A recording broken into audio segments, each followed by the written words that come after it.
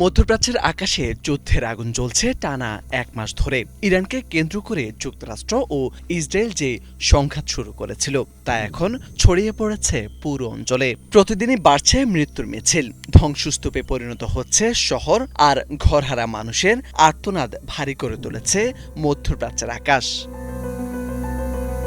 ইরানের বিশ্লেষকরা বলছেন, গাজা, ইরান থেকে শুরু করে লেবানন পর্যন্ত সব হত্যাযজ্ঞের জন্য দায়ী ইসরায়েল ও তার বর্বর নেতানিয়াহু সরকার। জাতিসংঘে দেওয়া এক আবেগঘন বক্তব্যে ইরানি রেড ক্রিসেন্টের প্রতিনিধি মারিয়া মার্টিনেজ জানান, ধসে পড়া ভবনের নিচে আটকা পড়া মানুষের উদ্ধারে গিয়ে অনেক উদ্ধারকর্মী নিজের পরিবারের নিথর দেহ খুঁজে পেয়েছেন।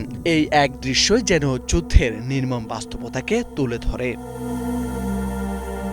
সংঘাতের সবচেয়ে বড় ধাক্কা লেগেছে ইরানে।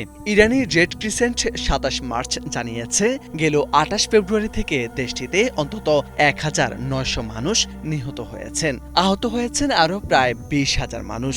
পার্শ্ববর্তী লেবাননেও ইসরায়েলি হামলায় প্রাণ হারিয়েছেন ১,১৪২ জন, যার মধ্যে ১২২ শিশু ও ৪২ জন স্বাস্থ্যকর্মী রয়েছেন। ইরাকের সরকারি তথ্য মতে দেশটিতে নিহতের সংখ্যা দাঁড়িয়েছে ৯৬ জনে, যার মধ্যে কুর্দিস্তান অঞ্চলে প্রাণ হারিয়েছেন অন্তত ১৩ জন। অন্যদিকে ইসরায়েলি সামরিক বাহিনী জানিয়েছে, ইরান যুদ্ধ শুরু হওয়ার পর থেকে এ পর্যন্ত অন্তত ১৯ জন ইসরায়েলি সামরিক নাগরিক নিহত হয়েছেন। এছাড়া দক্ষিণ লেবাননে আরও ৪ ইসরায়েলি সেনা প্রাণ হারিয়েছেন।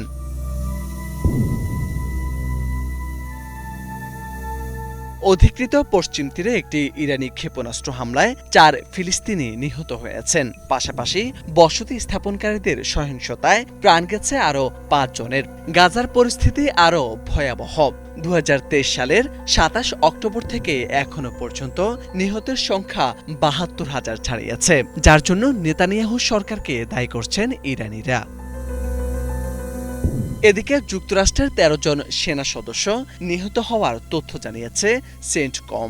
পারস্য উপসাগরীয় অঞ্চলেও প্রাণহানি ঘটেছে ৩০ জনের বেশি, যার মধ্যে অনেকে ছিলেন অভিবাসী শ্রমিক। এক মাসে এই যুদ্ধ ঘিরে প্রশ্ন উঠেছে, এই রক্তপাতের শেষ কোথায়? মোরশেদ আলম, বাংলা ভিশন।